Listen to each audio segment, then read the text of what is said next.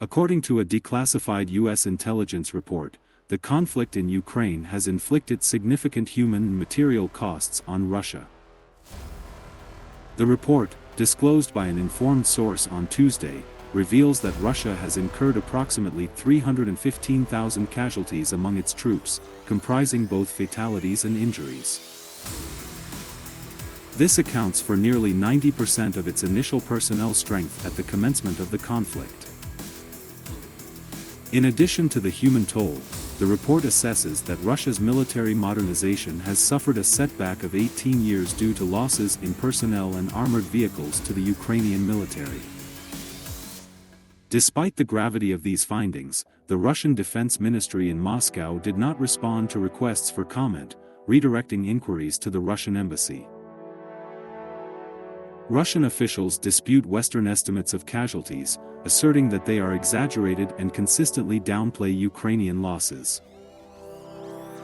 The source emphasized that the information was made public as Ukrainian President Volodymyr Zelenskiy appealed for additional military aid from U.S. lawmakers on Capitol Hill.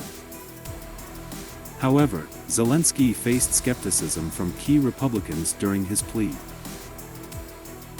The declassified intelligence report traces Russia's full-scale invasion of Ukraine back to February 2022, estimating that Russia commenced the conflict with 360,000 personnel. Subsequently, the report notes that 315,000 Russian troops, equivalent to 87% of the initial force, have been either killed or injured since then. To cope with these substantial losses, Russia has reportedly relaxed recruitment standards for deployment in Ukraine. In response to the dire situation, Russia declared a partial mobilization of 300,000 personnel in late 2022 and lowered standards to allow the recruitment of convicts and older civilians, as detailed in the assessment. The report highlights the impact on Russia's armored capabilities, stating that the Russian army began the conflict with 3,100 tanks, losing 2,200 of them. To compensate, Russia has resorted to deploying T-62 tanks from the 1970s, resulting in a diminished arsenal of only 1,300 tanks on the battlefield. Notably, Kyiv considers its losses a state secret, citing potential harm to its war effort, while a previous New York Times report, quoting U.S. officials, estimated the Ukrainian death toll at nearly 70,000.